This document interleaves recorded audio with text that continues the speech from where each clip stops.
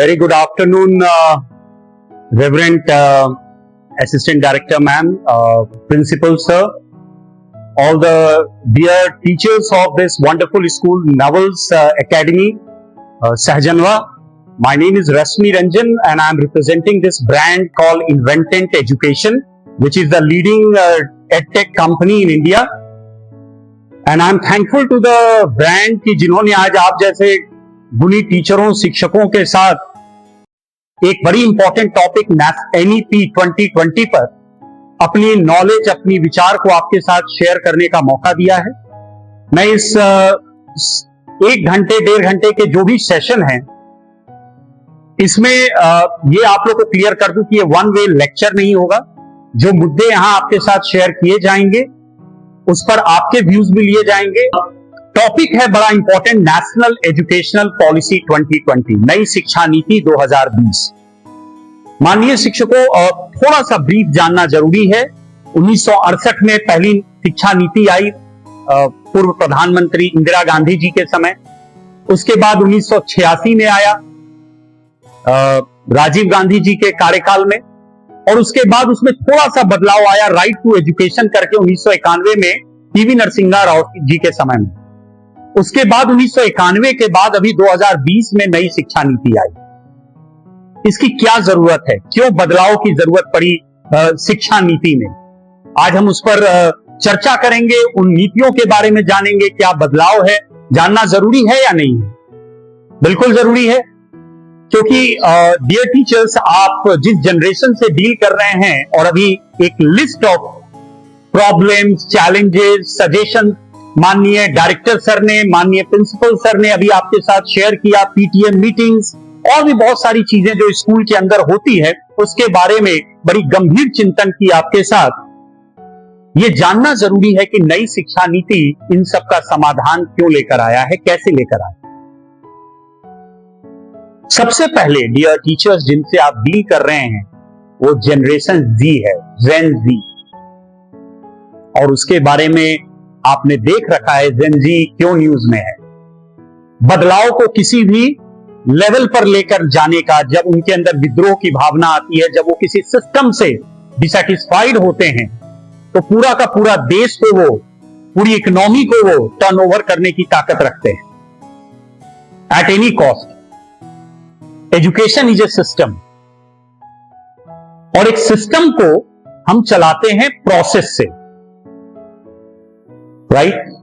तो प्रोसेस से हम चलाते हैं, और ये जानना जरूरी है because I am one of the trainer for project management also. कई विषयों पे मैं ट्रेनिंग देता हूं स्कूलों को, कॉर्पोरेट को, गवर्नमेंट को।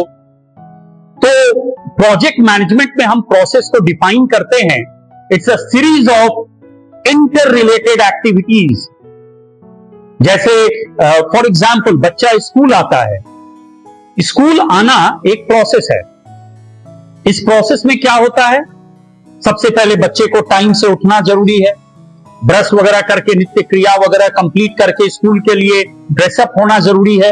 ये सारे एक एक एक्टिविटीज हैं, और इन एक्टिविटीज को कंप्लीट करते हुए बच्चा ब्रेकफास्ट लेता है, लंच पैक कराता है, फिर वो साइकिल अपना लेता है, या फिर वो बस स्टैंड पर आता है बस पकड़ने, और फिर वो सेफली या तो राइड करते हुए या फिर वो बस के माध्यम से स्कूल पहुंचता है। तो उसका एक प्रोसेस कंप्लीट। उसके बाद attending assemblies and other process. याद रखिए, प्रोजेक्ट की परिभाषा को थोड़ा संक्षेप में समझिए। प्रोजेक्ट जो होता है वो यूनिक इन नेचर होता है, पहली कैरेक्टरिस्टिक। तो सबसे पहले मैंने बात की व्हाट इज ए प्रोसेस। अब कई प्रोसेस, अब प्रोजेक्ट क्या होता है ये जानना जरूरी है। पहले मैं आपको समझाऊं, फिर आपको उसको रियल टाइम स्कूल सिस्टम से कनेक्ट करके समझाऊंगा। प्रोजेक्ट क्या होता है, यूनिक इन नेचर। आप कहते होंगे ना, एक प्रोजेक्ट कंप्लीट हुआ, ओवर ब्रिज का काम हुआ, घर बनाना इज ए प्रोजेक्ट। कई प्रोजेक्ट्स के बारे में आप बात करते हैं। तो प्रोजेक्ट होता क्या है, प्रोजेक्ट है यूनिक इन नेचर। हर एक प्रोजेक्ट एक उसकी अपनी एक खासियत होती है, वो दूसरे प्रोजेक्ट से अलग होगा। थोड़ा सा ही सही 0.5 मिलीमीटर ही अंतर होगा, लेकिन होगा जरूर। दूसरा, उसका एक फिक्स्ड स्टार्ट और एंड टाइम होता है प्रोजेक्ट का, वो अनंत काल तक नहीं चलेगा। प्रोजेक्ट 6 महीना 1 साल में कंप्लीट होता है। और तीसरी महत्वपूर्ण बात क्या है कि उसके डिफाइंड होते हैं कि इतना बजट, टाइम और आउटकम डिफाइंड रहता है कि यही रिजल्ट निकलेगा। अगर आपने ओवर ब्रिज बनाने का काम किया तो वो बिल्डिंग नहीं बनेगा 4 माले का, वो ओवर ब्रिज ही बनेगा, राइट। अब इन बातों को आपको याद रखना है। अब इस बात को याद रख के हम लोग एजुकेशन सिस्टम को करते हैं। डियर टीचर्स, क्लास 1 से लेकर 12 तक, केजी टू 12 तक, मैं जो भी बोलूं, किंडरगार्टन टू 12, हर एक साल बच्चा एक क्लास पास कर रहा होता है। आपके गाइडेंस में जो भी रेस्पेक्टिव टीचर्स हैं, उनके गाइडेंस में वो क्लास पास कर रहा होता है। वो जो साल है ना, 1 ईयर, एक तरह से आप देखें तो इट्स ए प्रोजेक्ट। उसका 1 साल ड्यूरेशन, 12 मंथ्स। प्रोजेक्ट के हिसाब से दिमाग में सेट करें तो आपको समझ में आएगा। फिर एंड ऑफ द ईयर में, बीच बीच में आप देख रहे हैं कैसे इवैल्यूएशन हो रहा है, principal sir, director sir evaluate कर रहे हैं, पीटीएम में कितने लोग आए या फिर कितने लोग पास कर रहे हैं, कितने लोग 90% से एबव हैं। It's all a process. देखिए, प्रोजेक्ट मैनेजमेंट की सारी चीजें यहां फॉलो हो रही हैं, पर टीचिंग को अभी तक प्रोजेक्ट मैनेजमेंट के अनुसार आपको किसी ने समझाया नहीं, कोई डिस्कस नहीं किया। पर ये एक प्रोजेक्ट है। हर साल आप लोग एज ए प्रोजेक्ट लीडर्स अपने अपने क्लास के प्रोजेक्ट को चला रहे हैं, 1 ईयर प्रोजेक्ट। इस साल का प्रोजेक्ट क्लास 6 कैसे होगा, उसके प्रोसेस क्या होंगे, उस प्रोसेस के लिए नंबर ऑफ एक्टिविटीज कितनी है पूरे साल में, 100 एक्टिविटीज, 50, कहीं ले जाना आउटडोर एक्टिविटी पर, is a part of the process. जू ले गए, कोई ट्रिप पर ले गए, it's all A part of the process. उसमें एक्टिविटीज शामिल है और उस एक्टिविटीज को, एक एक एक्टिविटीज को जब आप सही करते हैं तब आपका एक प्रोसेस कंप्लीट होता है। फिर आप बच्चे से कहते बेटा राइट ए रिपोर्ट कि आपकी आउटडोर ट्रिप जो देहरादून हुई, नैनीताल हुआ, हाउ वाज योर एक्सपीरियंस। या maybe in a chemistry lab आपने सल्फ्यूरिक एसिड का कोई डेमो दिया और आपने प्रैक्टिकल कॉपी को मेंटेन करने को कहा और आपने कहा मैं उसमें डायग्राम्स देखना चाहूंगा, मैं कलर्स देखना चाहूंगा एंड ऑल दैट, और बच्चे ने बहुत अच्छे से उसको लैमिनेट करके कॉपी को बहुत अच्छे से डायग्राम बनाया, प्रॉपर केमिकल रिएक्शंस लिखा। It's a process. केमिस्ट्री में तो प्रोसेस ही होता है, राइट। तो रियल लाइफ में एजुकेशनल, आप जो टीचिंग मेथडोलॉजीज की बात कर रहे हैं, इट्स ऑल ए प्रोसेस। और उस साल का प्रोजेक्ट कितना अच्छा कंप्लीट हुआ, मे बी हर साल के क्लास 6 के रिजल्ट में नॉट बी इक्वली ब्राइट। एक साल बहुत अच्छा आया, अगले साल हो सकता है, दैट मीन्स दैट ईयर कोई नेग्लिजेंस हुई, प्रोसेस में कोई कमियां हुई। तो टीचिंग इज ए क्या, methodology. Running a class over a year is a project. It has got a timeline, budget भी होता है ना। आप बच्चों से फीस लेते हैं, फिर एक टीचर को पेमेंट करते हैं, तो अगर 6 टीचर मिलकर पढ़ा रहे हैं तो what is the total budget of running a class. इसको एक प्रोजेक्ट मैनेजमेंट के तरीके से आप देखें। And then you calculate ROI, return on investment. Return क्या है, not in terms of money, result. और यहीं पर बार बार मैं हर एक मंच से MS धोनी का एग्जांपल देता हूं कि उनसे जब पूछा गया कि आपको रिजल्ट लेकर टेंशन नहीं होता है, तो कहते नहीं, मैं प्रोसेस को लेकर फोकस्ड रहता हूं कि क्या मेरा प्रोसेस सही है, बैटिंग की प्रैक्टिस सही हो रही है, are we getting the right players in the team, batting order सही है, फील्डिंग की पोजीशनिंग सही है, रनिंग बिटवीन द विकेट्स सही है, are our team members healthy, क्या वो दौड़ सकते हैं उस स्पीड में, can they run between the wickets within that time frame, proper catches ले रहे हैं, how many number of catches have we missed in a match. ये होता है आत्मविश्लेषण। प्रोसेस में बीच बीच में रुककर एक माइलस्टोन को चेक किया जाता है कि हमने फर्स्ट हाफ ईयरली क्रॉस किया, फर्स्ट हाफ ईयरली 3 महीने 4 महीने में हमने क्या, या उससे भी पहले UT1 हमारा हुआ, unit test 1, what was the milestone we have achieved. तो हमेशा एक चीज याद रखिए, पेपर पेन पे हमेशा अपना इंडिविजुअल, मेरा नाम है रमेश कुमार, मैं हूं इंग्लिश का टीचर, आपने एक फाइल बनाई अपनी और आपने यूनिट टेस्ट के लिए अपने गोल सेट किए और आपने गोल्स के साथ साथ सीरीज ऑफ एक्टिविटीज रखा कि सिर्फ 2 चैप्टर्स में यूनिट टेस्ट में देने वाला हूं स्टार्टिंग ऑफ द सेशन। तो उसके लिए मुझे क्या क्या प्रैक्टिस पेपर्स कराने हैं, कौन कौन से पेपर्स कराने, कितने क्वेश्चंस देने हैं, बच्चों से मुझे क्या लिखवाना है, कितने हार्ड वर्ड, सिंपल वर्ड्स कराने हैं। This are the process. UT1 में अच्छा रिजल्ट आया, may be 90% of the class is scored more than 80% in English. आपका मनोबल बढ़ा, बच्चों का मनोबल बढ़ा, क्योंकि किसी को बड़े टास्क के लिए जब आप तैयार कराते हैं तो उसको थोड़ा वार्म अप कराना जरूरी है। बिना वार्म अप के आप 5 किलोमीटर की दौड़ दौड़वाएंगे, वो फेल हो जाएगा। और इंडिया में मैं यही बात कहता हूं, हमारी सिस्टम में, हमारे प्रोसेस में मिस्टेक है। लड़का गधा नहीं होता है, स्टूडेंट कभी भी गधा नहीं होता है। ऐसा होता तो थॉमस एल्वा एडिसन की पढ़ाई तो कब की रुक चुकी थी। स्कूल ने तो गिव अप कर दिया था, पर उसकी मां ने मनोवैज्ञानिक तरीके से अप्रोच लिया और उसी बच्चे को, जिसको मंद बुद्धि कहते स्कूल ने निकाला था, वही बच्चा एक जीनियस साइंटिस्ट बना जिसने बल्ब का आविष्कार किया। और एक बार जब मां दुनिया में नहीं रही, वो चिट्ठी वो पढ़ता है, उसकी आंखों में आंसू रहते हैं। तो क्या ये सिस्टम की कमी नहीं है कि हम किसी को गधा, घोड़ा, मेरिटोरियस, जीनियस बोलते हैं? क्योंकि हमारे समय में जब हम और आप शायद पढ़ रहे थे तो यही बात आती थी कि खेलोगे, कूदोगे, बनोगे खराब, पढ़ोगे, लिखोगे, बनोगे नवाब। एंड माय डियर टीचर्स, आपको जानना जरूरी है, इस बात को रियलाइज करना जरूरी है कि आज के दिन में सबसे बड़ा जो सेलिब्रिटी है वो स्पोर्ट्स प्लेयर ही है। और आज खेलो इंडिया का कैंपेन चल रहा है स्कूलों में, और आज आपके पास चैनल हैं, वॉइस इंडिया, डांस और तमाम रियलिटी शोज। अगर आपका जीके बहुत अच्छा है, ट्राई फॉर केबीसी। क्या ये आपके समय था? ये इतने प्लेटफॉर्म्स थे? आपके मेरे समय नहीं। सिर्फ पढ़ाई ही हमारे लिए एक ऑब्जेक्टिव था, या तो सरकारी नौकरी या दिल्ली बॉम्बे में किसी अच्छी प्राइवेट नौकरी को पाने का जरिया सिर्फ पढ़ाई का स्कोर था। पर आज का जेन ज़ी स्टार्टअप की बात करता है, सिर्फ सस्टेनेबल डेवलपमेंट की बात करता है, ऐसे डेवलपमेंट की जो खुद में अपने आप को मेंटेन कर सके। इसी के नाते मैं कुछ प्रयोगों की बात कर रहा हूं बिफोर गोइंग, क्योंकि नीतियों को बताना बोरिंग होता है। नीतियां क्यों जरूरी हैं ये पहले समझना जरूरी है, वरना नीतियों को सिर्फ प्रिंट आउट निकाल कर दे दीजिए, वो किसी फाइल में दबी रह जाएगी।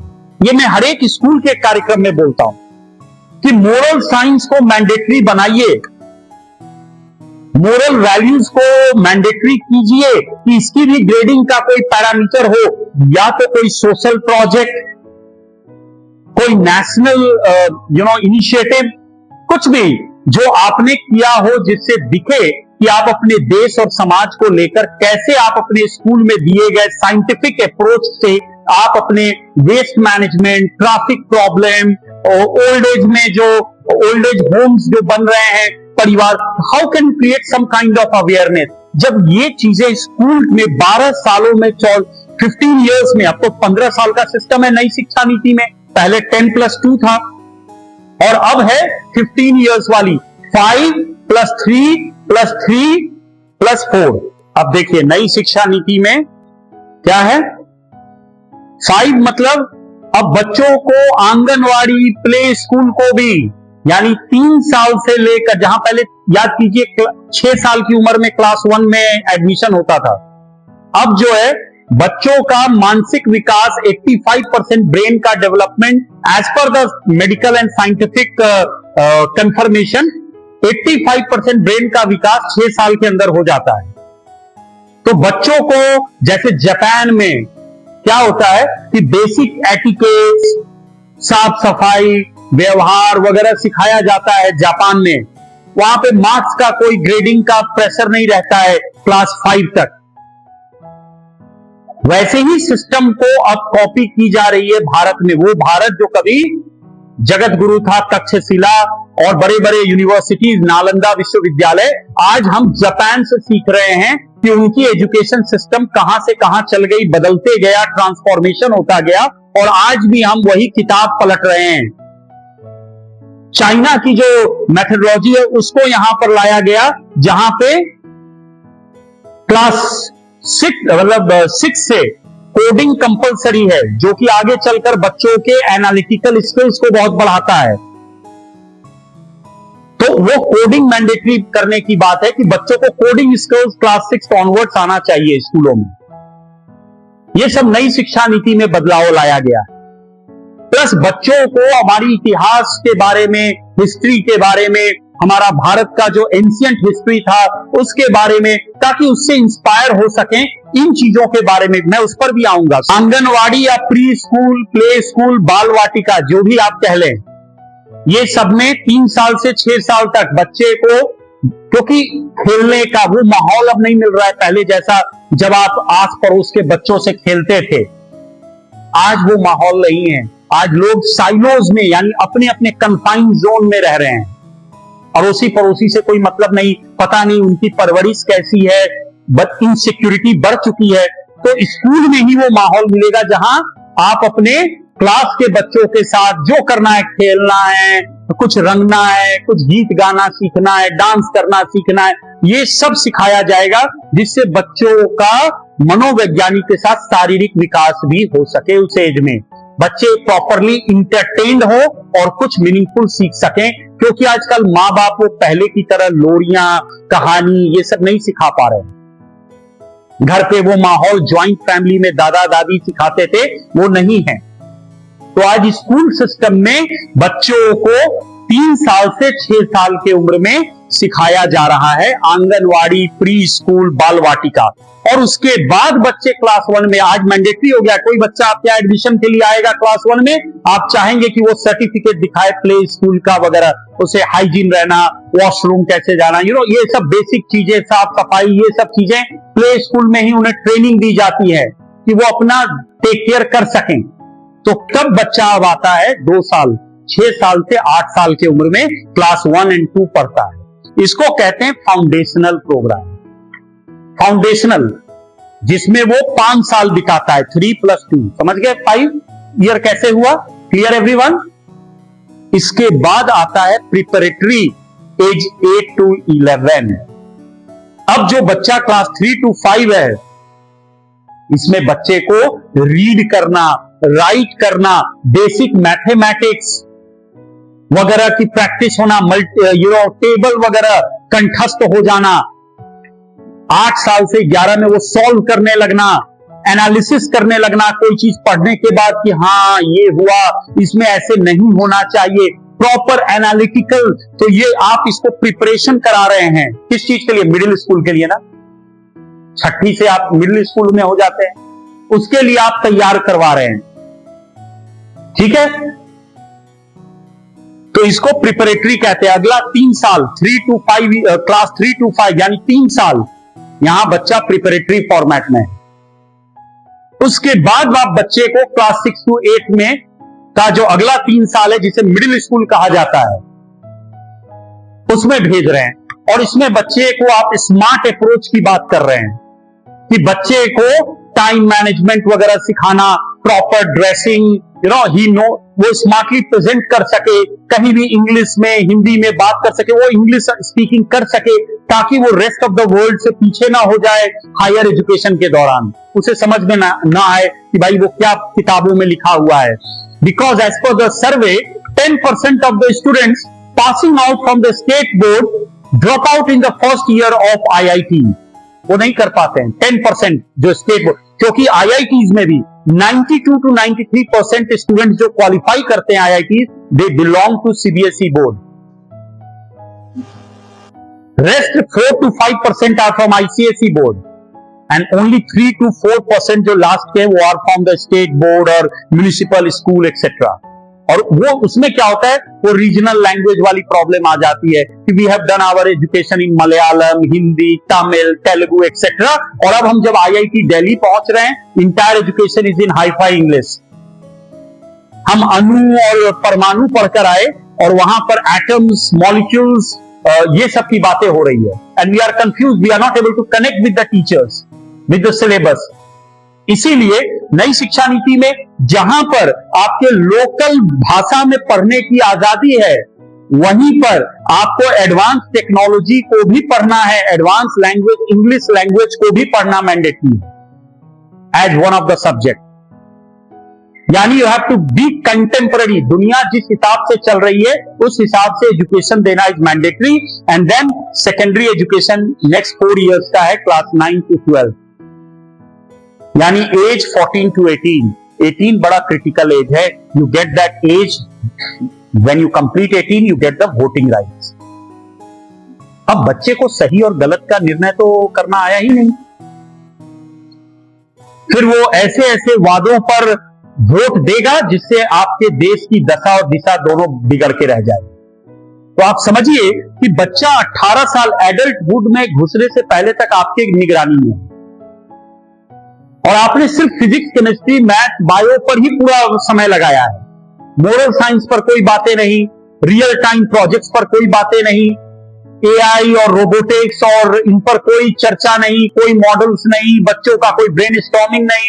अब आपने कहा ऑल द बेस्ट बेटा, we are giving you the farewell, go and fly. वो कहेंगे हमारे पंखी मजबूत नहीं है, क्योंकि फिजिक्स, केमिस्ट्री, मैथ, बायो तो पूरा देश पढ़ रहा है, पूरी दुनिया पढ़ रही है। मैंने आपको नंबर्स बताए ना, 25 करोड़ बच्चे पढ़ रहे हैं केजी टू 12, और हर साल बोर्ड के एग्जाम में 28 लाख बच्चे इस बार भी 10th और 12th की बोर्ड एग्जाम देंगे। उन 28 लाख, सिर्फ मैं सीबीएसई की बात कर रहा हूं, 28 लाख। फिर बाकी बोर्ड्स के बच्चे, फिर इनमें से कितने लाख बच्चे कॉलेज में पहुंचेंगे, और उसमें से चंद हजार नौकरियों के लिए बच्चे स्ट्रगल करेंगे। आपने देखा ना, 56 लाख बच्चे बैठे थे, यूथ बैठे थे, और मतलब ट्राई किया उन्होंने 60,000 सीटों के लिए यूपी कांस्टेबल भर्ती में। रेशियो क्या है सोचिए पासिंग का, 56 लाख और 60,000 सिलेक्शन, फाइनल सिलेक्शन। आईआईटी में करीब 22 से 23 या 24 लाख बच्चे बैठ रहे हैं, कितने सीट के लिए? 17,000 सीटों के लिए। नीट में 1,07,000 सीटें हैं, जिसमें 30-40,000, 30 से 40,000 प्योर गवर्नमेंट, फिर सेमी गवर्नमेंट, फिर प्राइवेट, सब मिला के 1,07,000 नीट के थ्रू। बच्चे कितने बैठ रहे हैं? 28 लाख। तो बच्चा एजुकेटेड कहां हो रहा है? वो कह रहे हैं हम कोटा जा रहे हैं पढ़ने। क्यों? क्योंकि फलाने का बेटा भी गया, वो भी गया, वो, और आप भी पैसे बहा रहे हैं, मतलब उनके पेरेंट्स, और आप भी मोटिवेट कर रहे हैं बच्चों इंजीनियर और वो बनना है। इसी को ध्यान में रखकर मैंने टूल्स डिजाइन किया, जो टूल्स मैं आपसे शेयर करने जा रहा हूं। ये देश का सबसे पहला इनोवेटिव टूल बना, जिसको तमाम स्कूल्स यूज कर रहे हैं पिछले 6-7 सालों से सॉल्व करने के लिए। मैं टीचर्स के लिए भी बनाया, स्टूडेंट्स के लिए भी बनाया, दोनों में डिस्कस करता हूं। UPCAT, Udaan personality based career assessment test. आप सबने 3 इडियट्स फिल्म देखी है? कितनों ने देखी है? Can you raise the hand? बहुत लोगों ने देखी है। जिन्होंने नहीं देखी वो 3 इडियट फिल्म जरूर देखें। उसमें एक कैरेक्टर है फरहान। फरहान बनना क्या चाहता है? Wild life photographer, right? पिताजी क्या पढ़ा रहे हैं उसको? इंजीनियरिंग। क्यों पढ़ा रहे हैं? क्या वो चाहता था इंजीनियरिंग पढ़ना? पर क्यों पढ़ा रहे थे? What was the reason? क्यों पढ़ा रहे थे? शर्मा जी, उसमें एक नाम आ रहा है बार बार, शर्मा जी क्या कहेंगे कि बेटा 92% बोर्ड में लाकर भी फोटोग्राफर बन रहा है। यही सच्चाई है हमारे एजुकेशन सिस्टम की। कॉलेजेस अपनी सीट भर रहे हैं, चाहे you are eligible for engineering और नॉट। जो भी परसेंटेज है, private colleges and all, they need students. तो जो ला रहे हो we can adjust to it, because हमें इतनी सीट चाहिए अपनी एफिलिएशन बचाने के लिए। अब बच्चा वहां पढ़ तो रहा है, लेकिन उसकी इंटरेस्ट नहीं है, क्योंकि उसके पापा ने कहा है भुखमरी को अगर फाइट करना है तो बेटा तेरा इंजीनियर बनना, पहला इंजीनियर बनना परिवार का जरूरी है। स्कूल में टीचर्स कह रहे बेटा इंजीनियर, डॉक्टर, कलेक्टर बनना है, तो ध्यान से फिजिक्स, केमिस्ट्री, मैथ, बायो पढ़ो।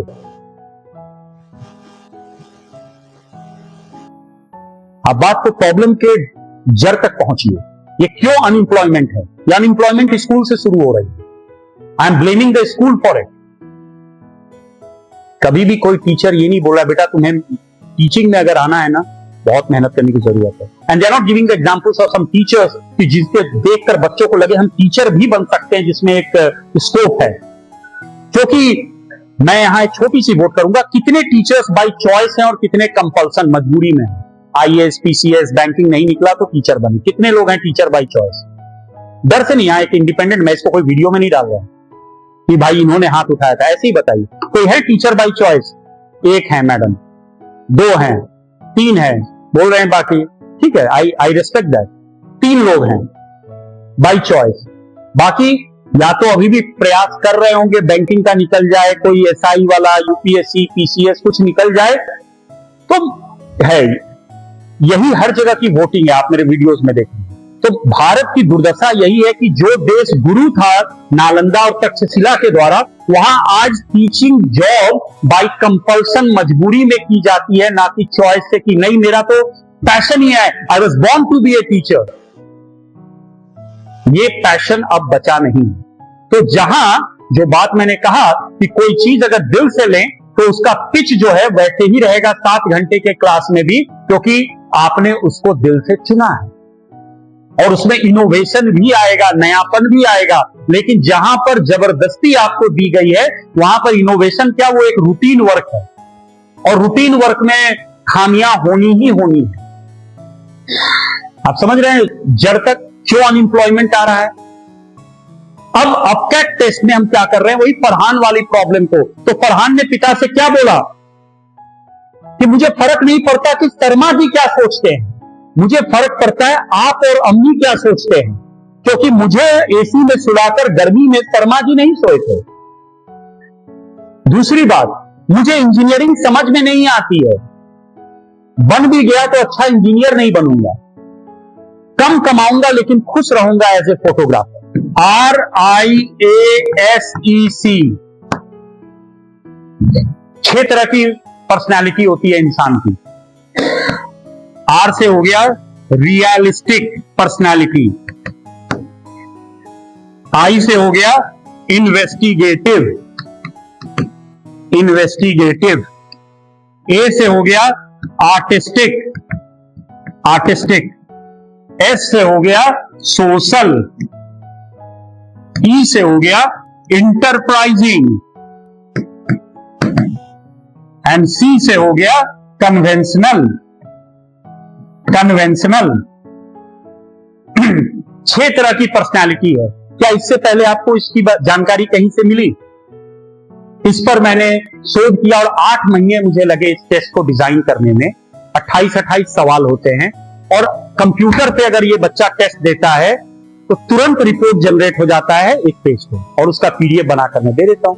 जिस स्कूल में ज्यादा बच्चे कंप्यूटर्स कम है वहां पेपर एंड पेन पे करते हैं, उसमें हमें एक बच्चे का इनपुट जो है खुद डालना पड़ता है सिस्टम में, इट टेक्स टाइम।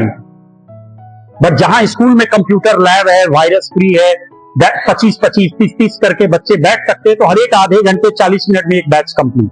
अब इसमें क्या होता है, हर एक पर्सनालिटी के कॉरस्पॉन्डिंग 50 नौकरियों के बारे में जानकारी, 50 नौकरी, तो 50 × 6 300 नौकरियों की जानकारी। जहां बच्चा अभी तक IIT, नीट, डिफेंस, बैंकिंग इसमें फंसा हुआ था, आज आपने बच्चों को सही में उड़ान दे दी, उनके सपनों को उड़ान दे दी कि बच्चे तुम इसके अलावा भी बहुत कुछ में जा सकते हो, तुम्हारे ऊपर प्रेशर नहीं है IIT में ही 17,000 में आने का, और इसमें भी इतने डॉलर्स कमाए जा सकते हैं साल के।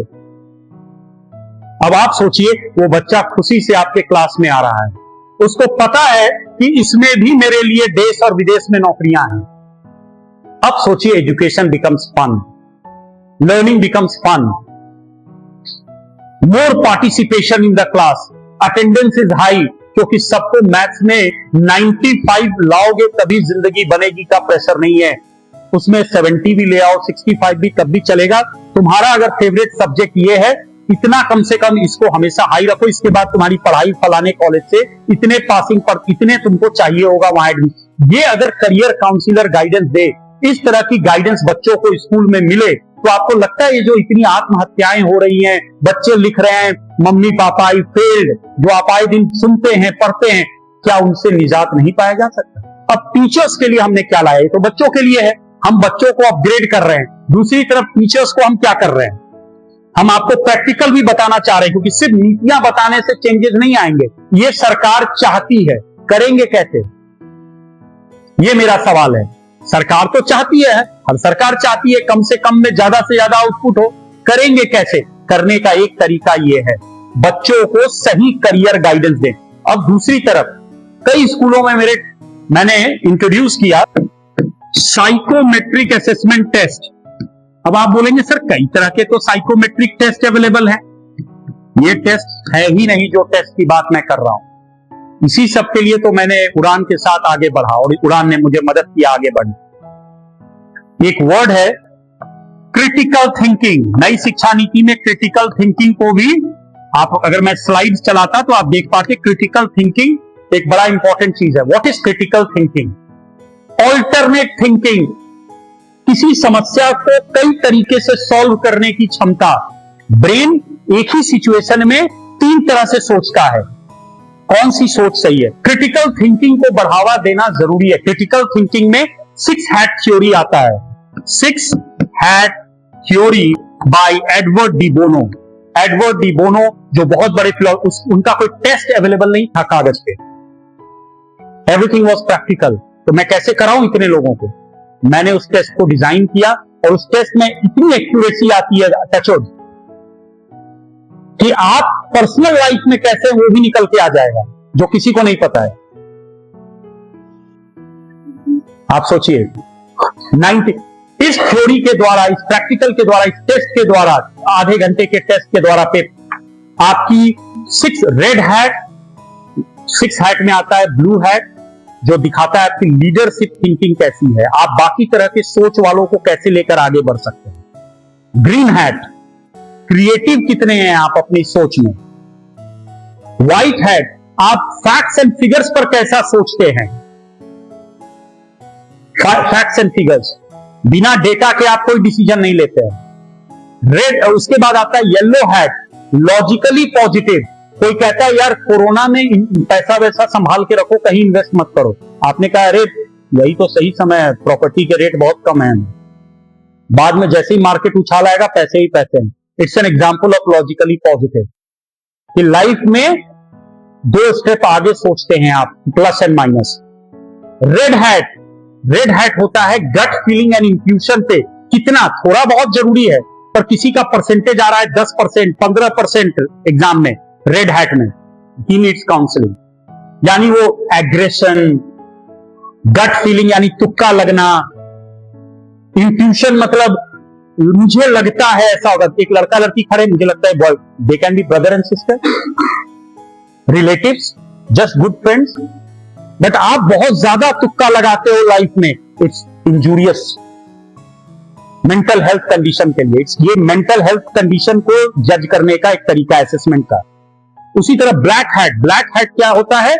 पेसिमिज्म, नहीं हर बात में नहीं ये करने से गिर जाएगा, इसको पकड़ने से कहीं ये गिर जाएगा, ये जो आदत होती है। तो जिसका ब्लैक हैट और रेड हैट ज्यादा है, दे नीड काउंसलिंग। या उनका कोई पर्टिकुलर हैट 0 आ रहा है, बहुत सोच समझ के उन्होंने पेपर दिया और पता चला वो है ही नहीं उनके, तो भी counselling, because they some amount of सब कुछ जरूरी है। तो ये 6 तरह के हैट हैं। उसके अलावा टीचर्स की डास टेस्ट होती है, डिप्रेशन, एंजाइटी, स्ट्रेस स्केल, और एक से एक स्कूल्स कराते हैं इसको। एयरफोर्स, संस्कृति, आर्मी ने अपने 500-400 कुछ बच्चों के लिए, तो सब नॉन खेतान स्कूल नोएडा सभी बुलाते हैं। I keep travelling and I conduct this test on pan India. इन्वेंटेंट एजुकेशन को मैं धन्यवाद फिर से देना चाहूंगा कि सर आप लोगों ने मौका दिया इतने इंपॉर्टेंट एजेंडा पे। Pradeep sir, thank you so much. Please sir. Thank you, Rajat ji. I have participated so many workshops like this, but this workshop is unique because we have learned about very new things. Our teachers are also learned that how they manage their classes, their students without giving the stress. Now again, I thank you very much, Rajat. First of all, I want to thank Inventent Mr. Jaiswal that he has given us a very good opportunity to meet you and to listen to you, and we have benefited with this lecture, and thank you very much. Thank you.